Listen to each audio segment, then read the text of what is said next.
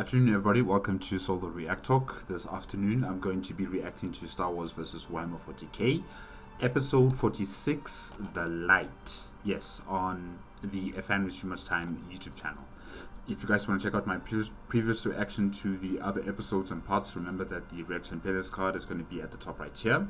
If you want to check out the original video as well as A Fan With Too Much Time's YouTube channel, the links are going to be in the description below. Yes, episode 45 of Star Wars vs. Warhammer 40K. There is a momentary pause on all the conflicts. The conflicts on Axum and the conflicts above, in space.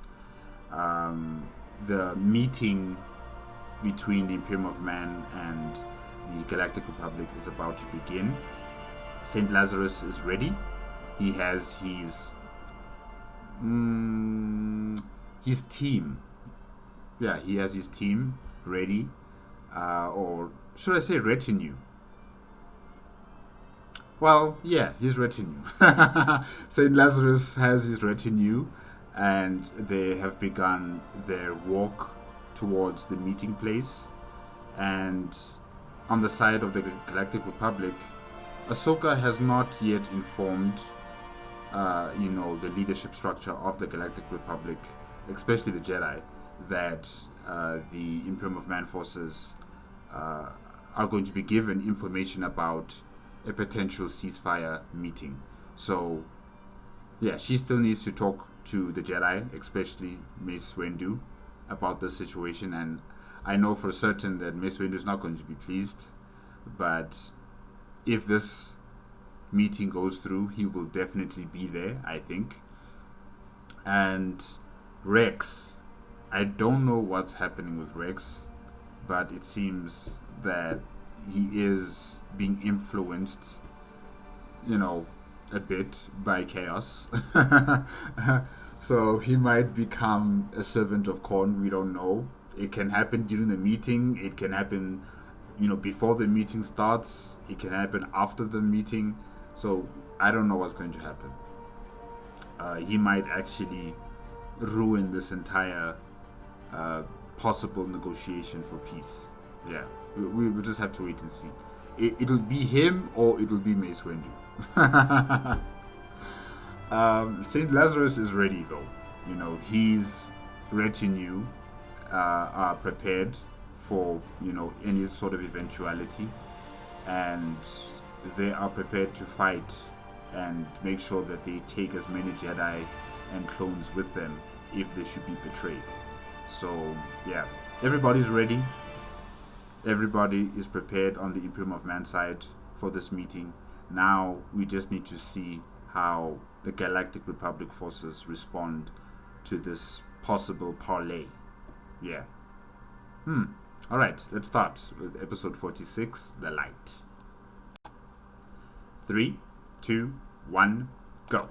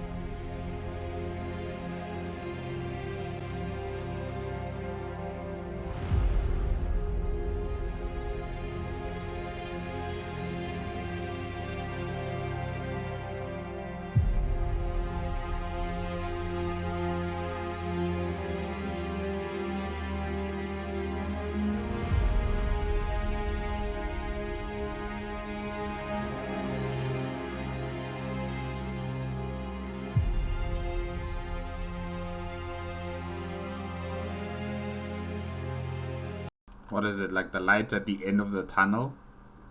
Huh.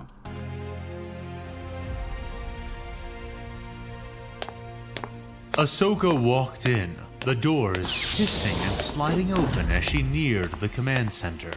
It was in a new location from before, a similar set of rooms but deeper inside of a different Axumite spire, defended from all angles so as to prevent a repetition of what had happened in the last command center. The Togrutan warrior felt a shiver course down her spine from her neck to her tailbone. She had missed that assault by mere minutes, having departed just prior to the Imperial attack. The strange, stretched face of the rebel who had been walking into that place flashed before her eyes, remembering him, and knowing that she was That was a gene stealer, Ashoka. That was no rebel. among the last beings to see him alive. But she shook the thoughts out of her head with a slight waggle of her leku. These were hardly the first morbid thoughts of that nature she had been subject to that day, and from the sound of it, her gloomy self-reflection would have to wait. After all, she had just entered the room, and had not said a word, and already people were yelling. Then what was the point of this entire assault? Yelled the voice of a woman, Jedi Master Elena Zan, Ashoka realized. Elena Zan? Okay.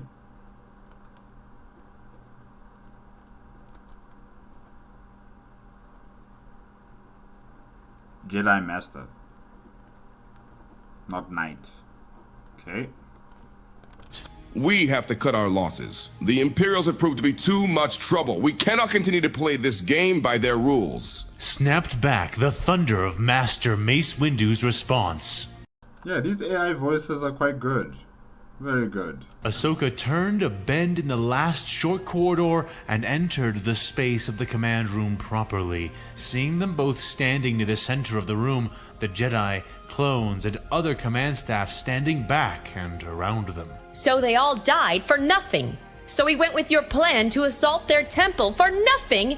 No. Spoke the Jedi woman opposite Mace Windu, her fists clenched, her hair wrapped in a tight bun, her face smeared with soot, ash, and blood. Her robes were tatters, drifting in her wake, her eyes fierce and expression creasing as she crossed her arms. However, even her appearance was pale in comparison to the fearsome figure cut by Mace Windu. Yeah, I mean, the guy lost his arm, the guy has got scars on his face, he lost an eye. The other eye, I think it's still red, you know, like a Sith Lord. So, yeah, Mace Windu has had the worst of it. His robes were burnt and torn, his muscular flesh visible in multiple places, and very few of those spots were unmarred by burns, cuts, or deep, dark bruises. And these are wounds that no Bacta tank can, you know, remedy. There is no amount of cosmetics or Bacta tank medical, you know, technology that's going to repair what he has lost. Yeah, he's going to have a robotic arm, probably. And he might also wear a mask. His left arm was missing, his robe cut and folded over the stump, which halted the progress of his limb halfway down his forearm. But nowhere was his grim nature more clearly painted than upon his face and the expression which he cast over it. Small white burn patches framed an emotional tapestry that Ashoka had never seen on the Master's face before, each hateful wrinkle representing a single brushstroke which etched out the furious features of the fallen Master. One of his eyes was white, hollow and sightless, the flesh around it inflamed, reddened, and burned. His other eye, however, was the more fearsome, a fiery sphere, like the eye of a red and yellow sun, held in a glower which was all too obviously able to see the subject of his current frustration. Despite his vicious demeanor, or perhaps because of it, Master Zahn did not back down an inch from his challenging presence. I am in command here, Windu hissed through clenched teeth. and I am giving you a direct order. Elena made a dismissive sound and laughed derisively in his face. Whoa. Okay. Are you guys sure you're Jedi? Elena, why are you... Your conduct is so weird. Like, since when do Jedi laugh at, you know, their superior Jedi masters like this. Like, this is weird, but okay. You really still believe that? After what your last assault cost us? After ordering Coleman and Oppo into those massacres? After what you did to Master Obi-Wan Kenobi? Do you have any idea how many losses the entire Order just took because of your mistakes? How is Obi-Wan anyways? Female Jedi Battle Master railed, jutting her chin towards him as though to point with it. And that is why I'm not going to repeat those mistakes. The temple assault has been nothing but failure since the beginning. We should have always planned to do this from the start. Countered the one-armed Jedi Master. Ahsoka sidled up to one of the clones in the room silently, eyes on the hostile display before her. Hey, Sando. Ahsoka whispered to the clone. What's going on? What are they arguing about? She asked. Got word from the fleet above us. Good news and bad news. The clone whispered back, himself also watching the debate before them with no small interest. Good news is the Imperials have been driven out of the system. Bad news is they have to leave in a few minutes to head back to Coruscant. Apparently another Imperial fleet showed up there. Sando explained. What? Coruscant? Ahsoka said, barely able to keep her voice down. Sando nodded. Half the Armada has already gone back. The other half will follow soon. Mace wants to take most of the Jedi back with them, but not before. Sando continued, before trailing off. What? Not before what? Ahsoka pressed urgently, but silently. Not before using what's left of our ships to bombard the Imperial Temple from orbit. He wants to reduce their whole structure to a clean hole in Azure City, leading all the way down to the true surface. Ahsoka felt like she had just been slapped, almost rocking back on her heels at the news. Meanwhile, the debate raged, Master Ilana uncrossing her arms and pointing a demonizing finger at Windu. Nothing but failure. Shakti succeeded in assassinating their commanders. Ayla fought and bled her forces to reach this cursed temple. And Ahsoka Tano ensured the destruction of their main force. The only person failing here is you, Master Windu. Damn. She's not holding back. Elena is not holding back. Mace Windu's plan of bombarding the Basilica from space. I mean, yeah, I don't actually see the problem with that idea. I don't see the problem with that idea. I mean, there are no shield generators that protect the Basilica. And I don't know, it sounds like a good idea. It does sound like a good idea. She accused. Windu grit his teeth so tightly, Ahsoka could almost hear the enamel straining against itself, his right hand opening into a claw at his side. Enough. He growled. Stand down, Elena. I won't say it again. She raised an eyebrow at him, her stance spreading somewhat, her hands balling into fists. Or what? You'll strike me with the lightsaber you're reaching for, Mace? Well, I'm not saying it's impossible. I'm not saying that's impossible. After what we saw, what happened to Obi-Wan Kenobi, anything is possible. She asked, rage constricting her throat, her own eyes fierce as flames as she glared at him.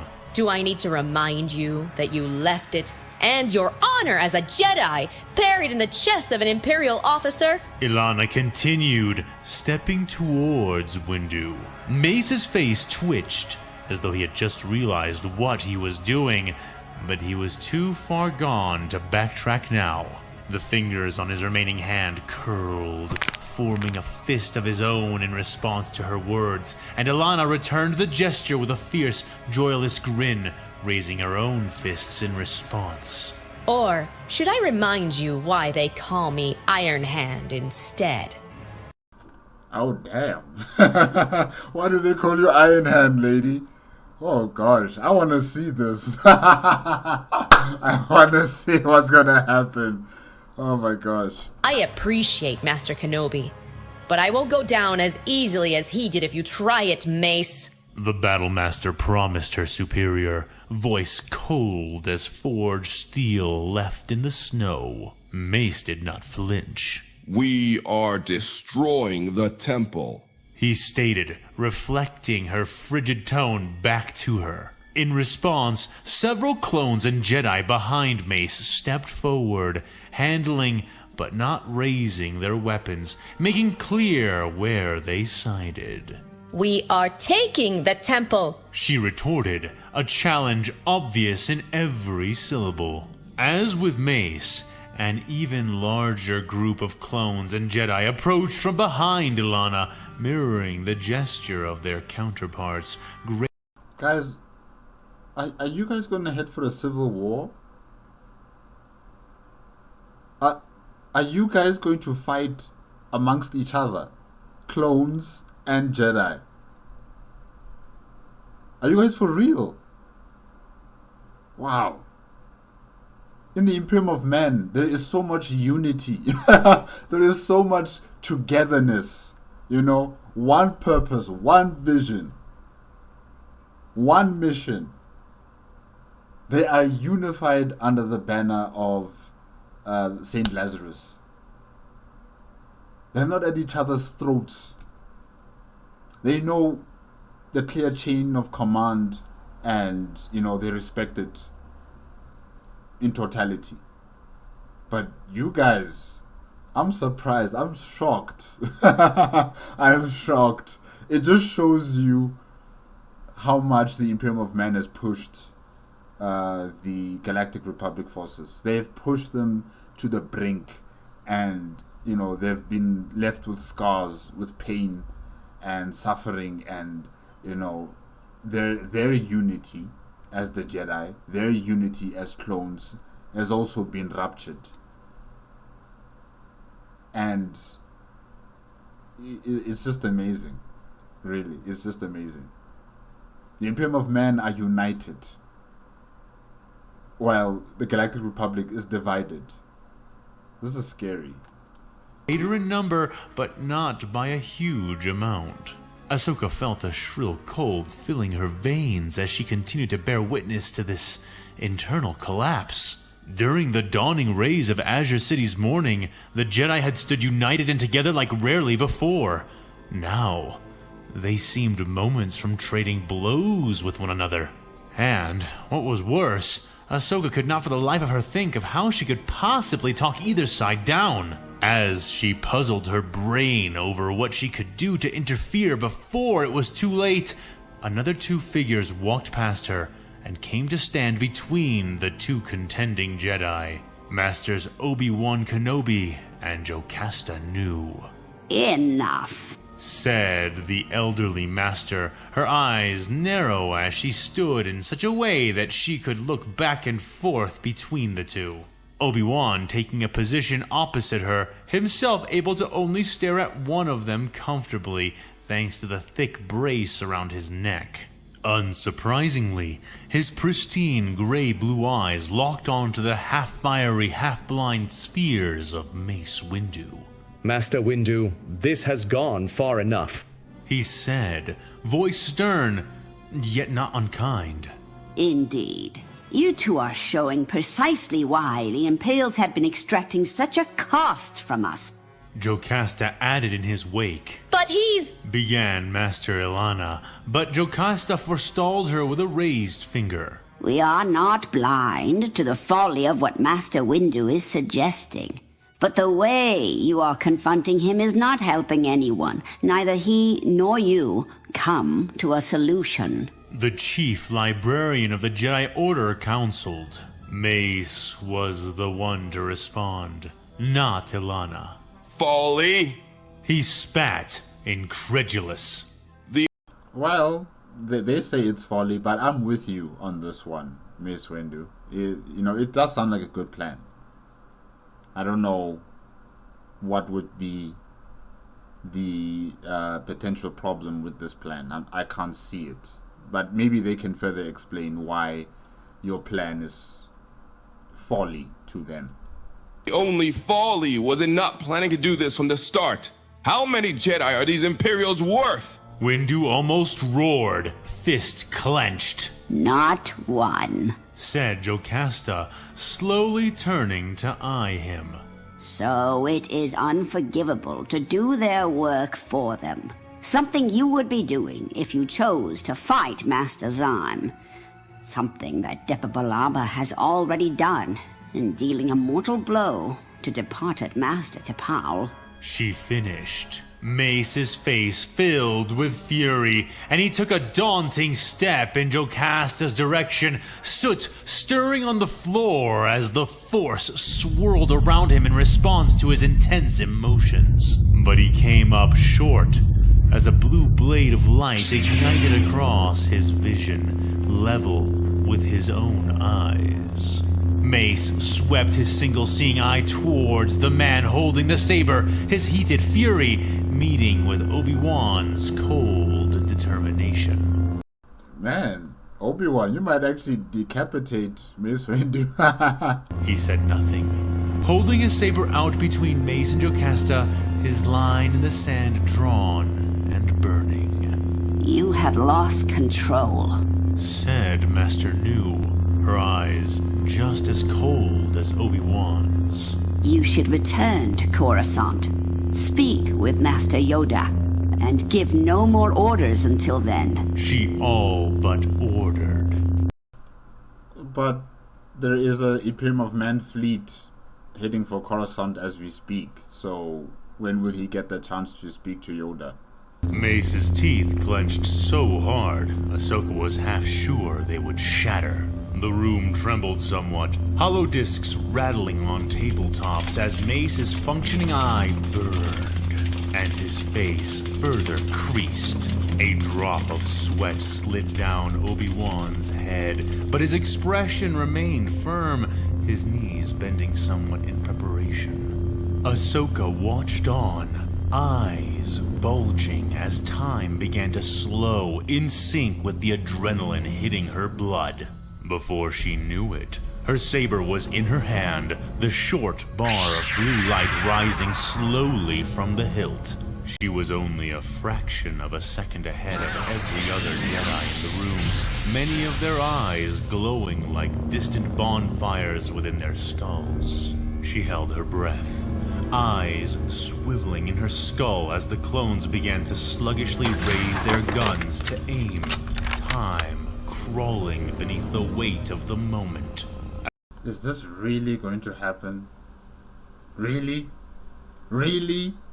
As the room was lit in multicolored light, Ashoka watched as Mace's burning eye swept around, seeing the divide, seeing that he did not stand alone. His lips twitched, fist clenching more tightly, air distorting around it. Please, don't do it.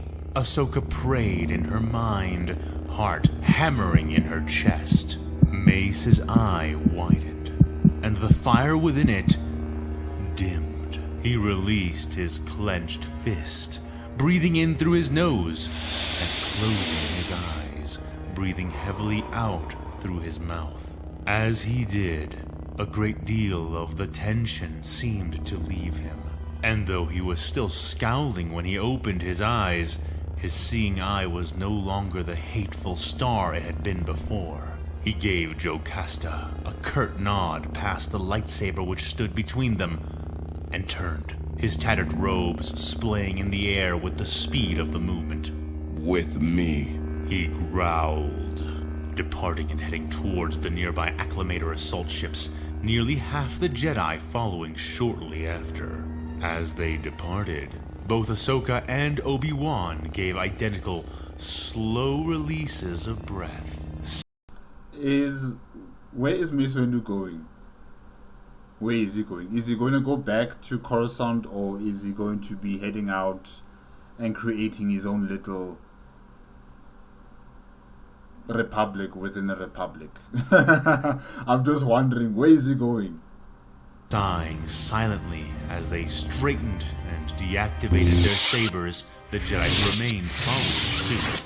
That was a fair amount more tense than I would have hoped, said Master Obi-Wan with a faint smile. Yeah. Yeah, we're actually lucky that Mace Windu, decided just to calm down and not allow the dark side to influence his actions. He controlled himself. He composed himself. But now I'm wondering, where is he going? He didn't say anything to anyone. Yes, it was.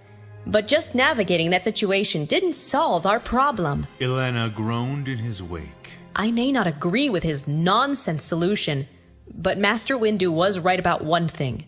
These Imperials have a nasty habit of bleeding us horrifically whenever we attack them. And I don't expect that they will change that willingly. If we just invade the temple, I half expect them to blow it up with us inside. Which, in fairness, is an even worse outcome than bombing it from orbit. The iron hand of the Jedi said, raising her famous fists and facing them palms up as she shrugged.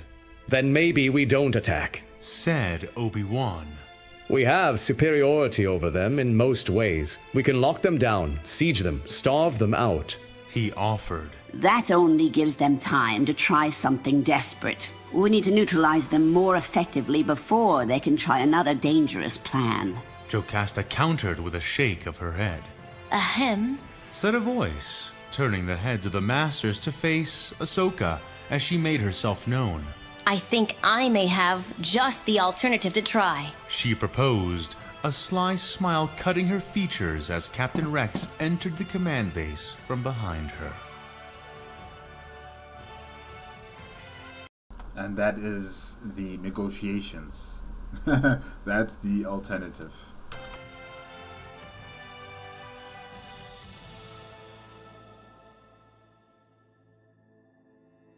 It's almost time, Spoke the voice of Aloysius Cinder. Lazarus stood behind the entry pillar, metal augmentations squealing as he nodded. The edifice's shadow slanted against the setting sun and over the two men. Understood. Begin. Remember to stay indirect, Cinder. Come in from the Saint Is that Saint Lazarus? Oh wow, okay. began to say, halting as Cinder raised an armored hand. With respect, Your Holiness. I know what I'm about. Aloysius added, though not harshly.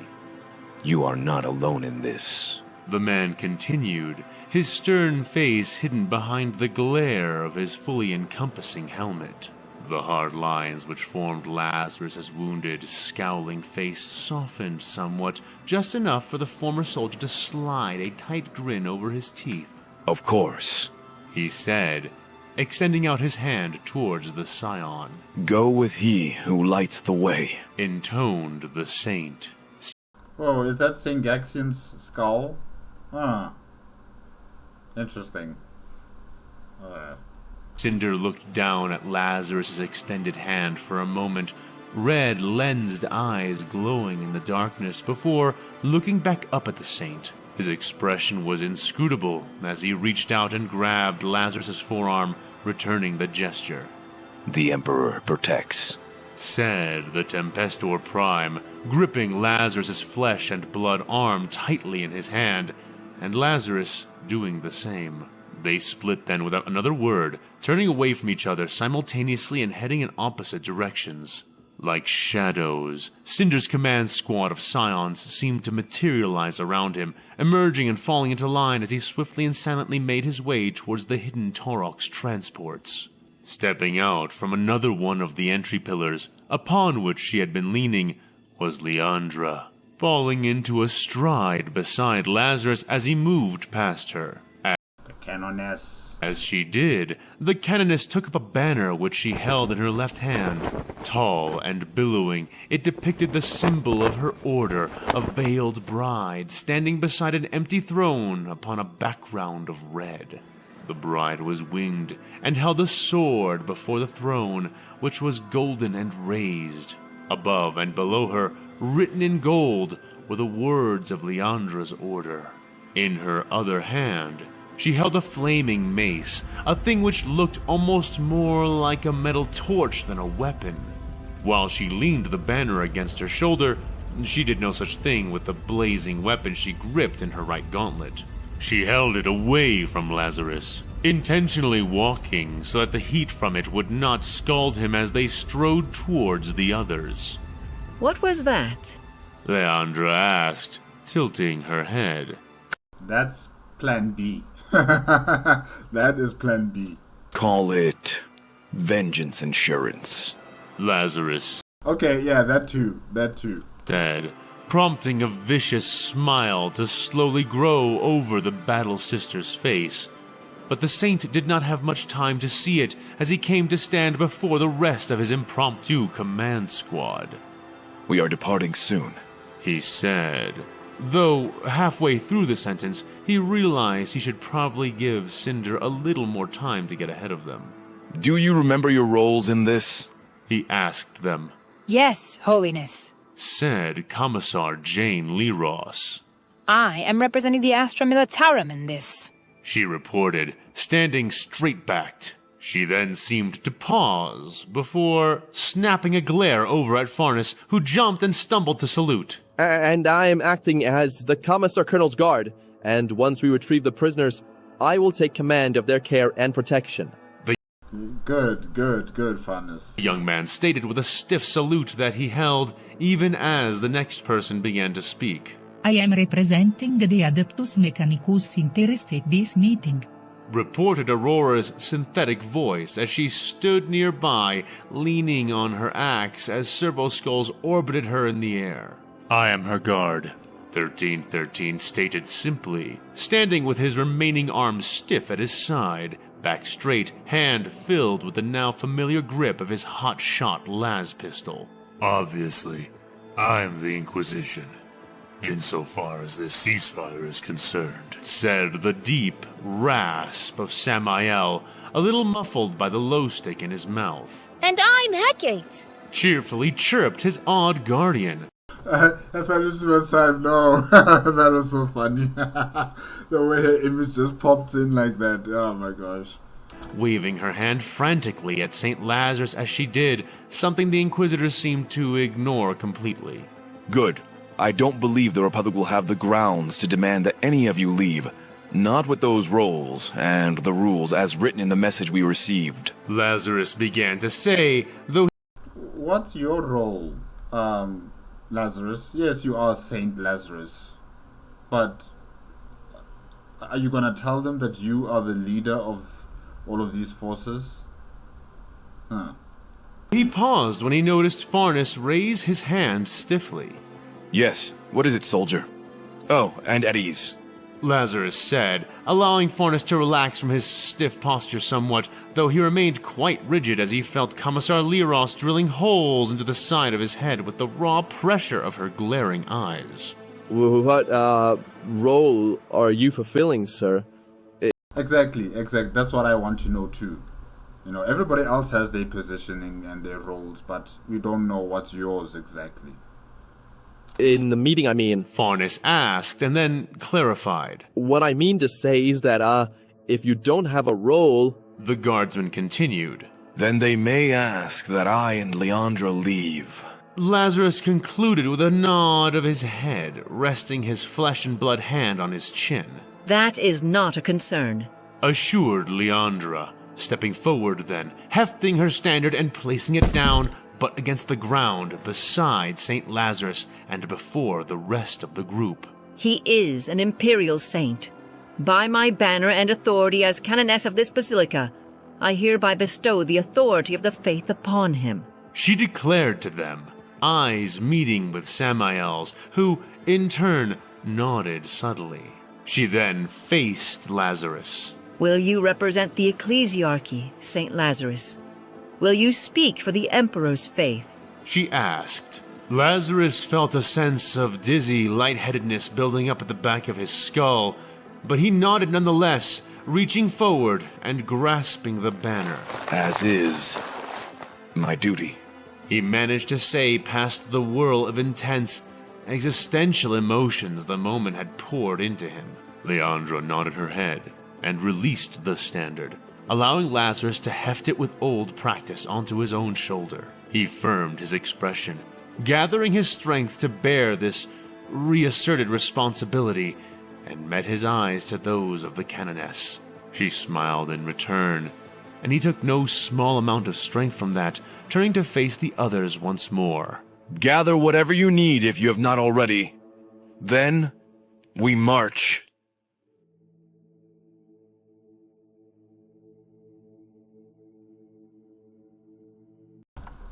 Let me write that down here.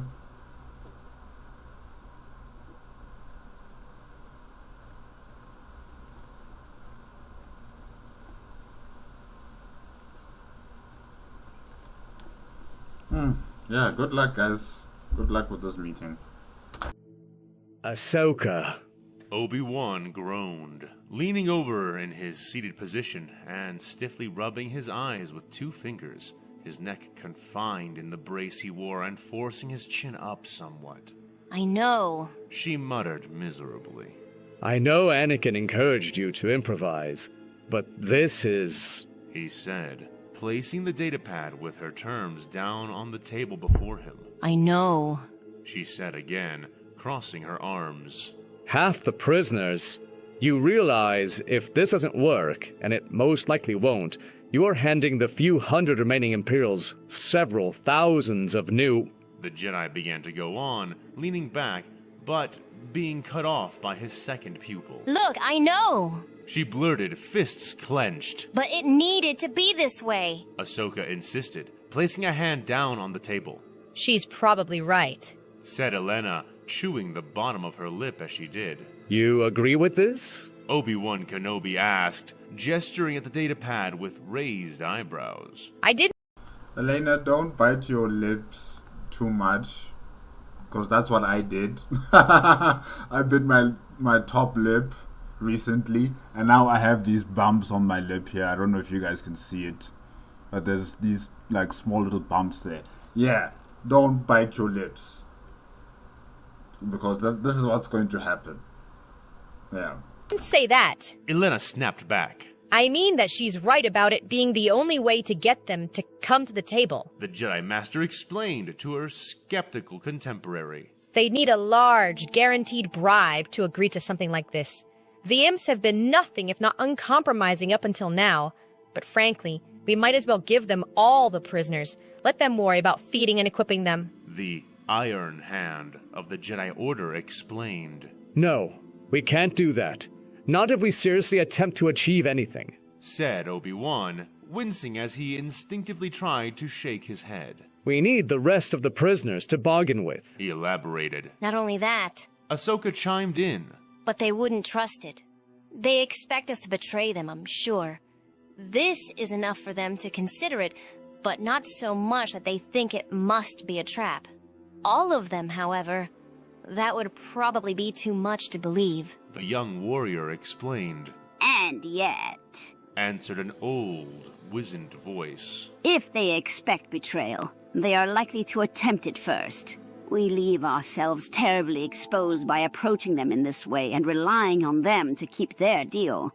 It is more likely, I think, that they will attempt to destroy us once they retrieve their prisoners. Advised Master Jocasta knew. That's interesting. The same discussions were being had by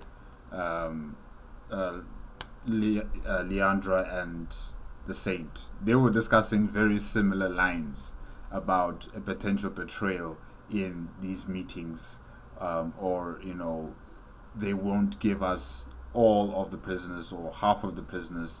There won't be any sort of cooperation. There will be something that will lead to the betrayal or to the disruption of the meetings, which will thus result in conflict. Leandra was also saying something word for word similar to the Jedi here. It would be suicide if they did.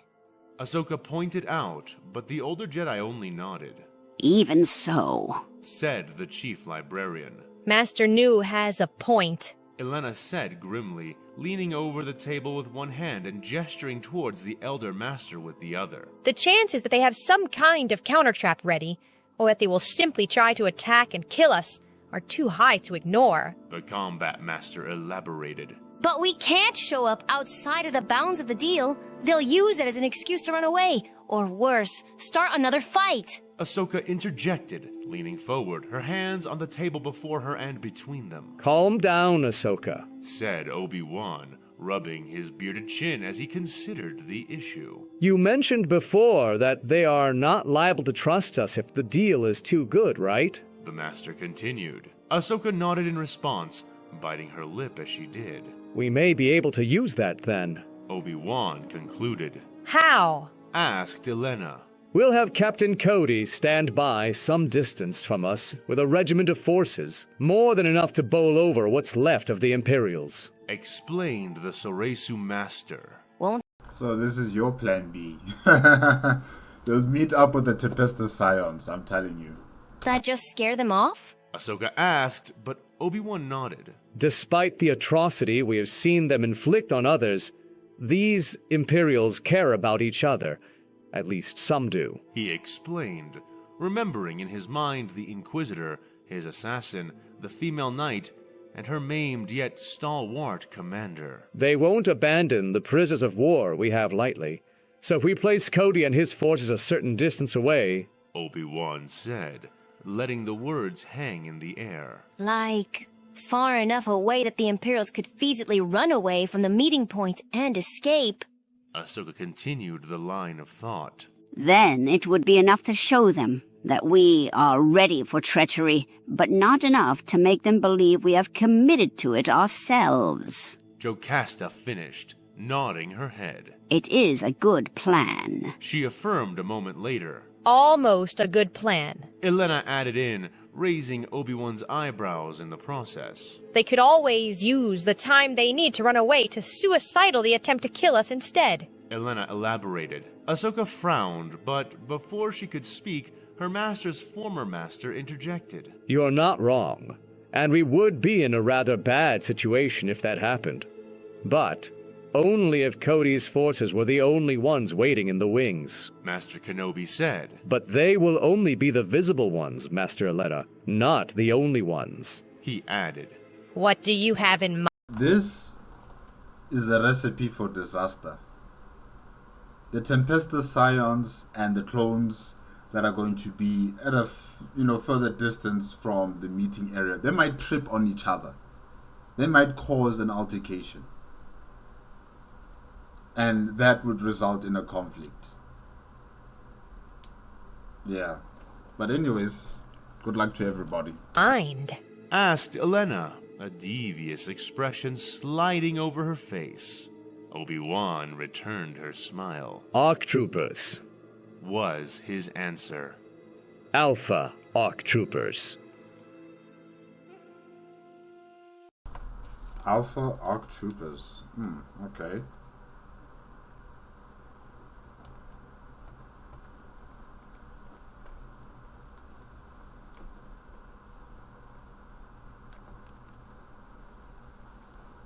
Okay.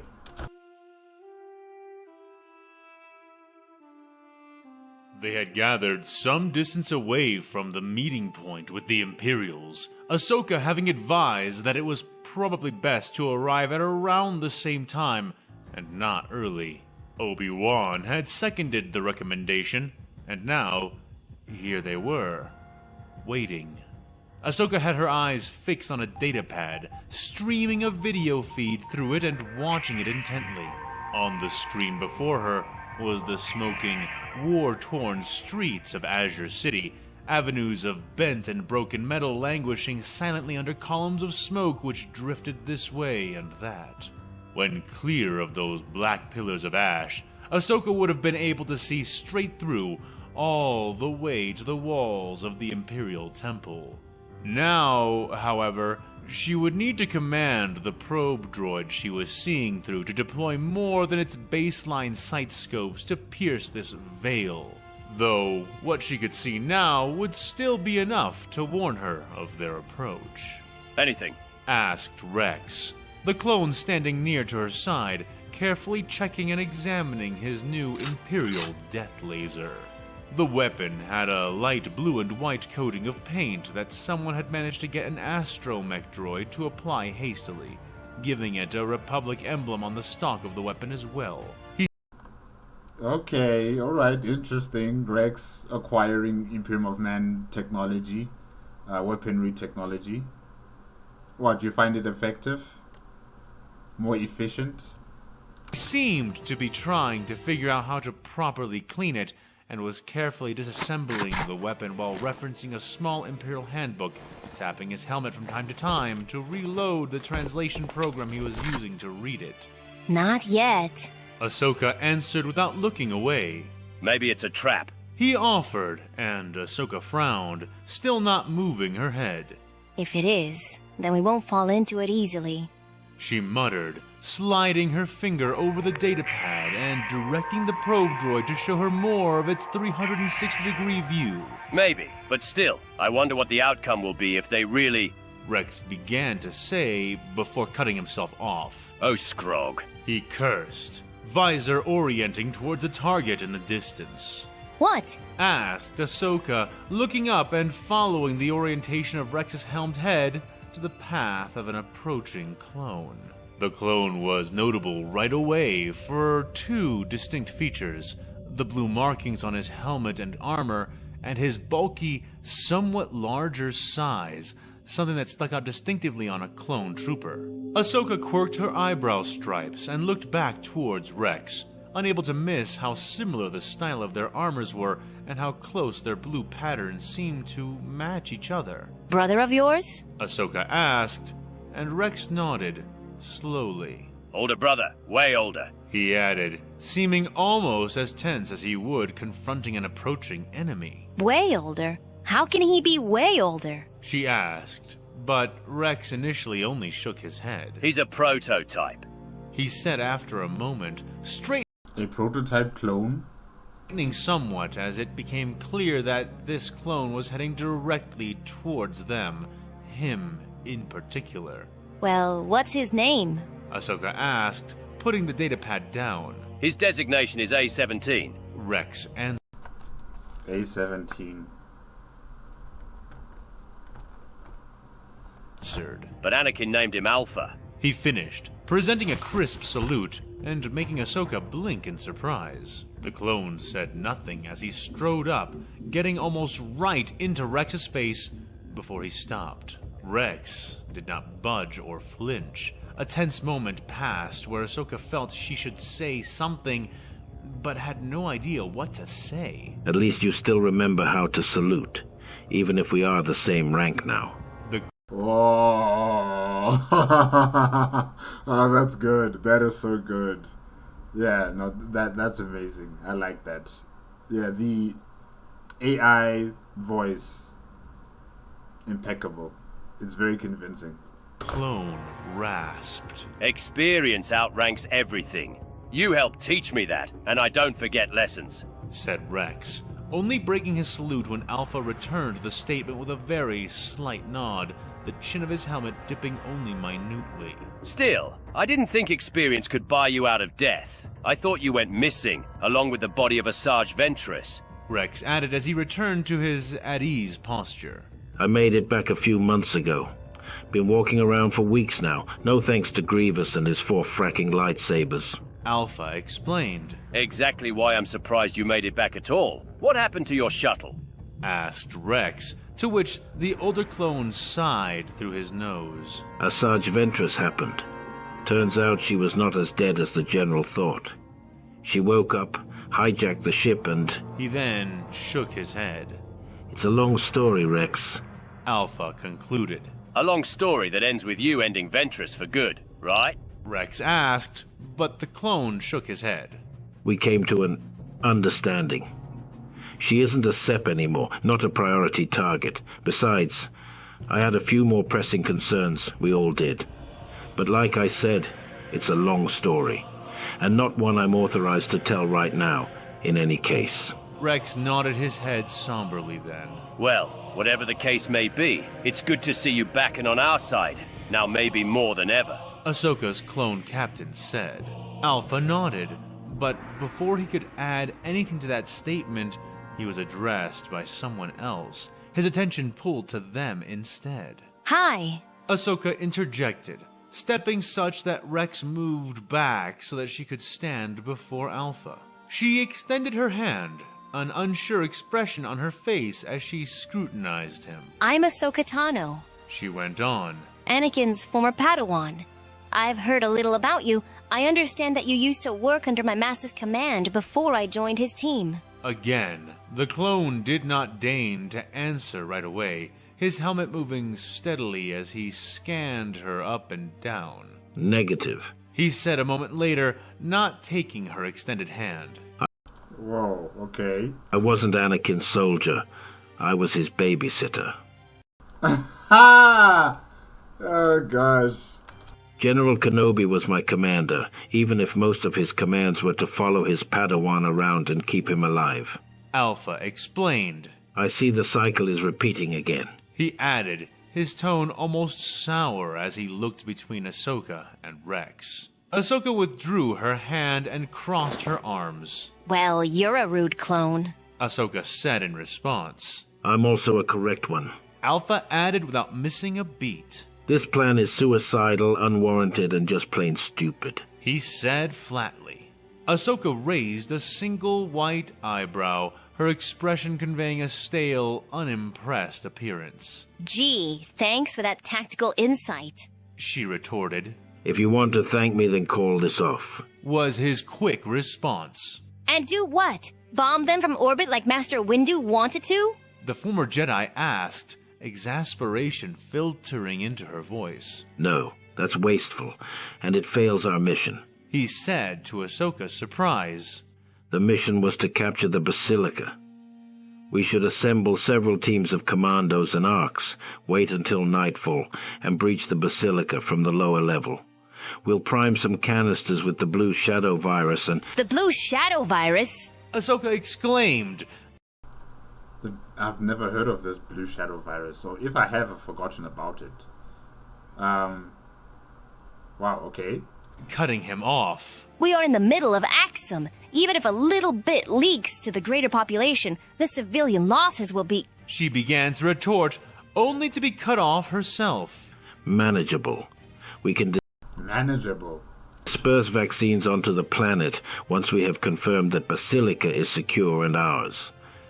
This will lead to the least amount of risks, losses, and maximize the amount of gains we can make for the Republic. Alpha pressed, though Ashoka did not seem convinced. I'm not going to do that.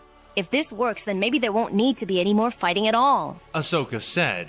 With all due respect, you will only be incentivizing a determined enemy to take advantage of us in the future. This war is inevitable. Nothing that happens here will stop it. Alpha retorted. Man, Alpha. You know, at least you are giving us a potential option here, another potential option. Will it work? I'm not...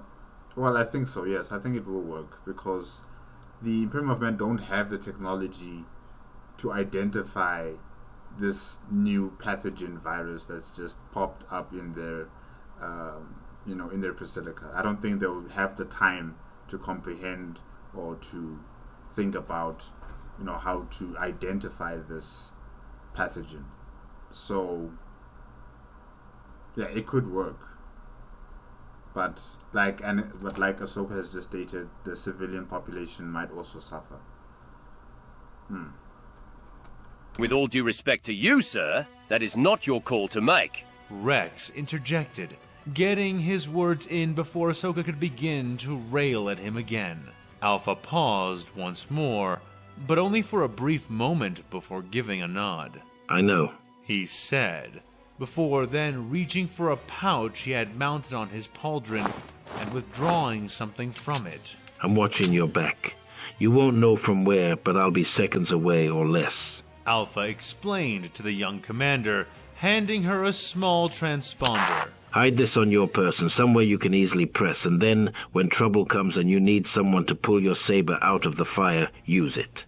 He instructed. Ashoka hesitated for just a moment before nodding and taking it. Hopefully I won't need it, she said as she slid it under her collar. You will, Alpha stated without a hint of uncertainty before turning around and departing, stopping for only a moment to tilt his helmet to the side. Stay sharp, Rex. He said from over his shoulder. Always. The clone captain responded, the elder clone nodding sharply and resuming his departure. Ashoka followed him with her eyes and a sour expression. Well, isn't he a bucket full of sunshine? She said sarcastically once she was sure he was out of earshot. Wonder if he's burned down any good orphanages lately. She added, arms crossed as her face filled with lines of frustration. Well. Okay, Ashoka, okay. We get it. I'll be sure to ask him his count if the Seps or Imps begin building any. Rex answered, only half joking, if that much. Great. You know, I don't know if that gives me hope or makes me hopeless. Ashoka said with a shake of her head. What does? Asked Rex, and in response, Ashoka gestured in Alpha's direction. People like him. They remind me that, no matter what we think, we're not so different from most of the people we fight. And I can't decide if that's a good thing or a bad thing. She concluded. Rex wanted to argue, but he knew Alpha 17 far too well to engage in that delusion. Trained by Django himself, genetically augmented for superior strength and speed, Alpha was the Republic's pale reflection of the super soldiers the Imperium fully endorsed. And what's more, Alpha had been among the first, not the last, to be created. He was not a recent development. He was, in many ways, what Rex was meant to be. And Anakin's current captain could not deny that he was at least somewhat grateful that, in the end, he was ultimately someone and something else. But not entirely. A beeping from Ahsoka's datapad roused them both from their thoughts and dragged their attention back to it. What's Here we go. that? Rex asked, and it took a moment for Ahsoka to answer. The droid's wide-range proximity sensors have been breached. Something is coming up the road. Ahsoka said, squinting at the datapad, but not able to make anything out yet. Whatever it is, the droid is saying that it is more than a couple of people. Ahsoka added, worry worming into her voice. Too large to be their delegation? He asked, and Ahsoka only bit her lip in response and waited. They both crowded around the datapad, watching carefully. The droid who was their eyes was hovering between two Axumite spires, its antenna bobbing, its lensed photoreceptors clicking and sighing metallically as they zoomed in closer. The smoke drifted across the ruined road leading up to the meeting point, just the same as it had before, its gentle black streams flowing from one side to the other as they endeavored to follow the wind. Then, that same guiding wind pulsed and fluctuated, as if disturbed by what was approaching, and by that disturbance, the curtain of ash wavered, pulled back, and revealed what the droid had been sensing. Stepping through the ash and soot borne on the air, the Imperial delegation made itself known. Thick boots crunched metal fragments as the wind around them licked and tossed at the hems of tattered robes and long coats. Here we go. Bandages, bravery, and burnt steel held shut what should have been felling wounds on each of them, and each of them bearing their own version of a grim expression, with perhaps a single impish exception. Stepping through the ash and soot borne on the air, the Imperial delegation made itself known. Right away, Ahsoka's eyes found a known face, spotting Farnes walking on the far left of the approaching group. The young guardsman looked almost as disheveled as he had when she had pushed him off into the path of his oncoming forces, and she was honestly relieved to see him alive, though shocked to note that he himself would be an actual part of the delegation. Beside him, walking just in front of him, was a woman. A grim-faced Imperial officer who held a thick gun in one hand. What's the name again? Commissar Liros, yes. and wore some kind of massive, sparking gauntlet on her other. Ahsoka could feel her glare even through the screen, and every passionate step she took screamed of a violent, angry desire. Across from them, on the right side, was one of the Imperial droidmen, a female priest of their machine faith who seemed wounded.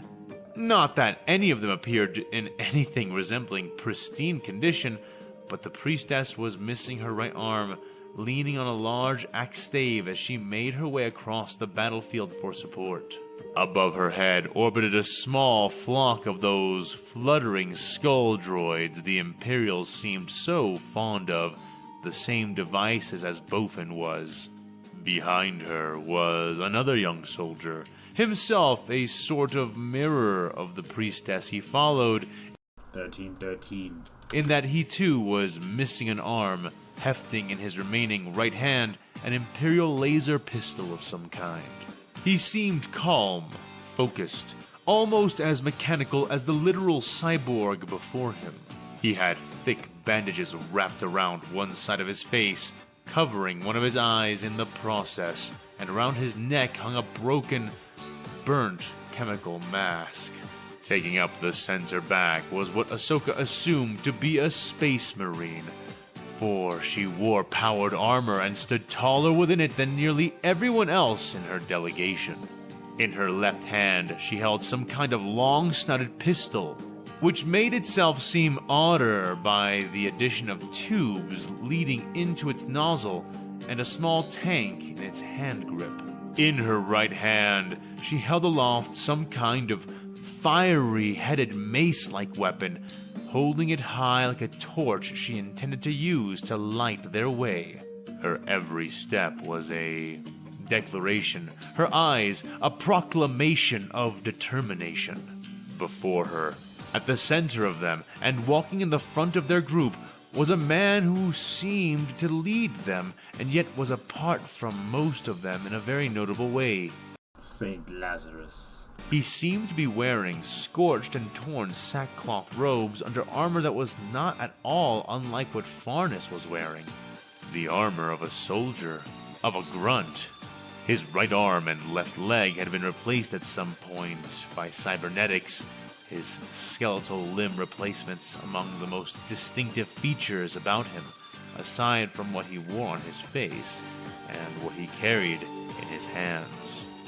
He held high a red banner depicting a veiled, winged woman.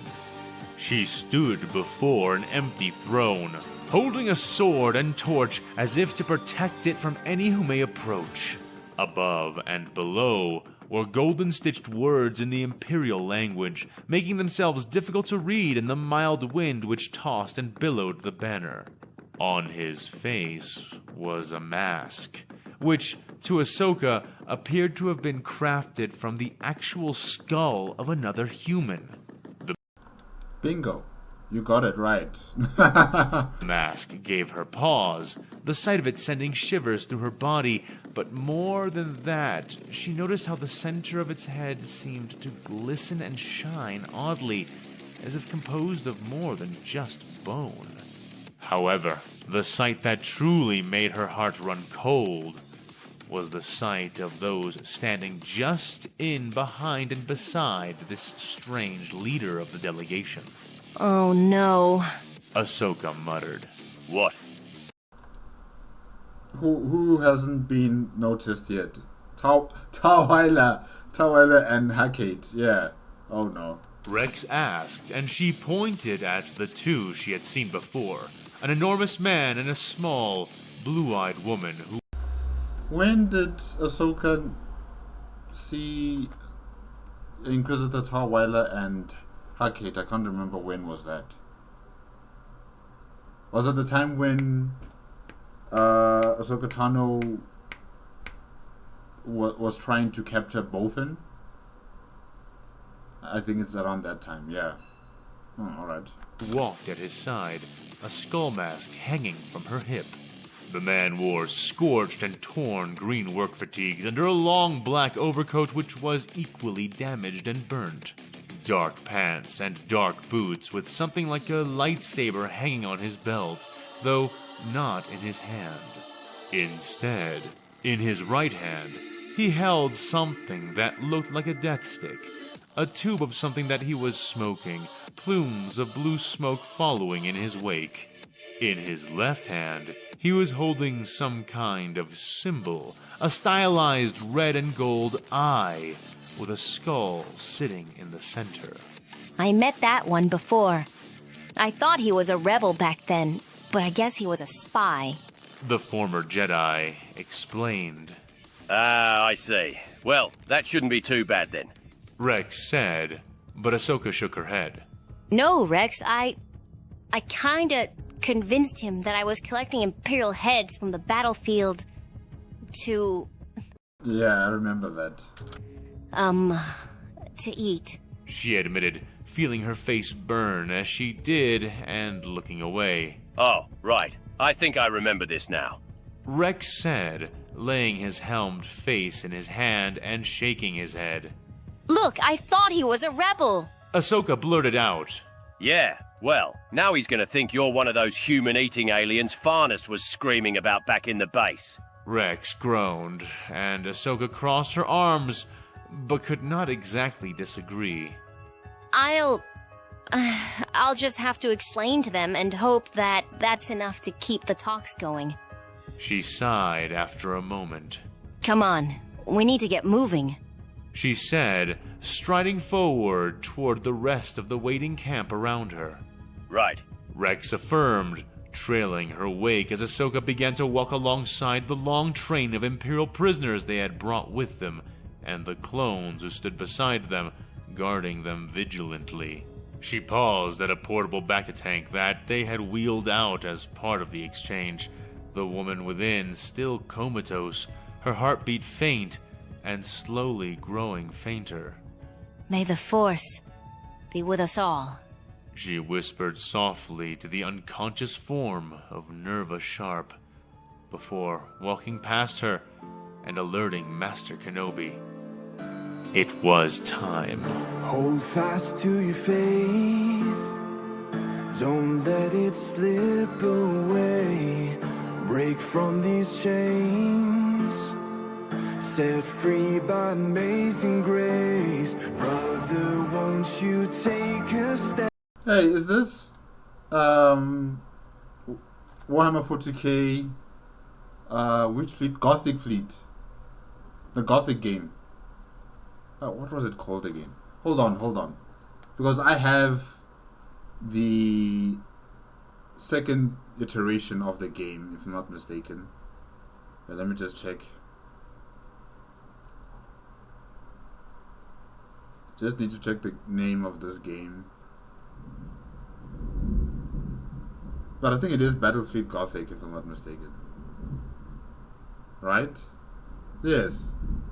Battlefleet Gothic Armada 2. That's the one I have. I think this is number 1. Or maybe it's also number 2, but it doesn't look like it. And lead me to that promised land. And sister, won't you shine your light into the darkest night? I've been going to the river, and I've been drinking from the well. I've been on my way to heaven, and I've been fighting through some hell.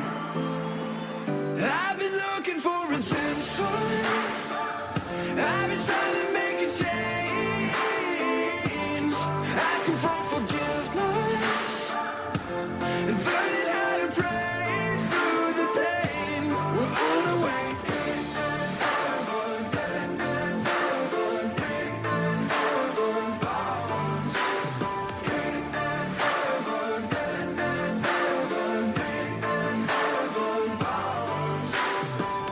Holy Spirit in me, remove the veil so I can see. My eyes are lifted up, 'cause I'm covered by the blood. Brother, won't you take a stand and lead me to that promised land? And sister, won't you shine your light night. I've been going to the river, and I've been drinking from the well. I've been on my way to heaven, and I've been fighting through some hell. I've been looking for attention, I've been trying to make a change, asking for forgiveness, learning how to pray through the pain.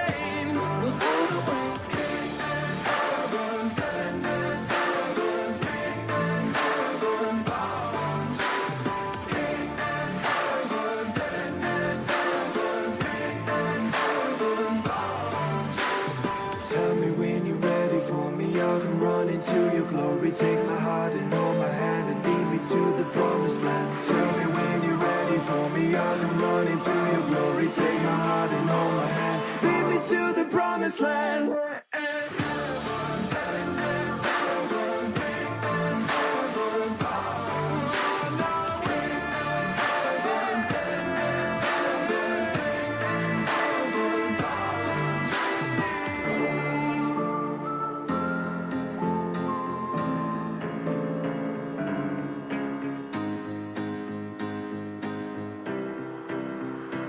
It's either this is Battlefleet Gothic, or it's Sins of a Solar Empire 2. Or was it 1? I think it was 1. Yeah, Sins of a Solar Empire 1. I don't know. It kind of giving me that feel about it. Yeah. This world is unsteady, with bombs at the ready, waiting to fight what doesn't exist. We're lost in this madness, we've seen too much sadness, yet people in power still can't resist. It's time for the broken and truth to be spoken. It's never too late, and fight for what is right. We are the night that lasts forever and a day. We bring forth the rain and turn the skies into gray. Now that you see us, you can't run, you can't hide. We are the night that lasts forever and a day. We are meant to lead this revolution. We will write a new found constitution. Shadows speak to me from across that land. Brother, walk with me, let's take a last stand.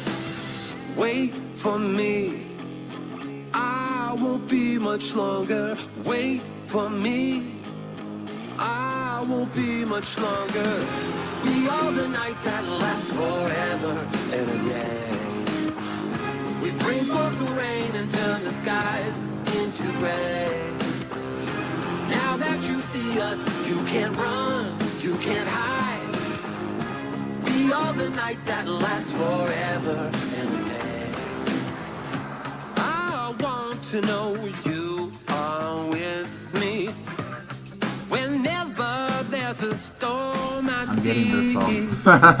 I'm getting this song. where lights keep shining, that's where we're gonna be. I wanna know that you are with me. I wanna know that you are with me.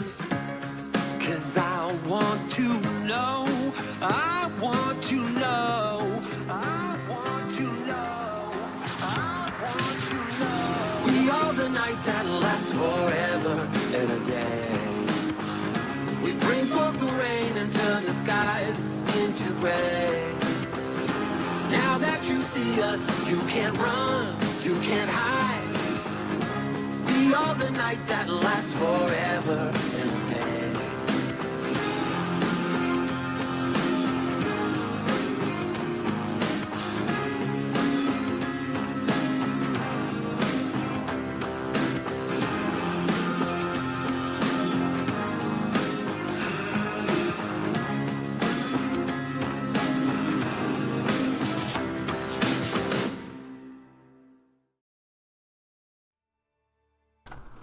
Well, yeah, guys, that's it. That's it with Star Wars vs. Warhammer 40K episode 46, The Light, made on the FM Too Much Time YouTube channel. Wow. The Jedi, or should I just say Master Windu? I'm worried about Master Windu. I am seriously worried about Master Windu. But, you know, I think he can manage it. I think he can control this anger, and, you know, it won't control him or consume him into the dark side.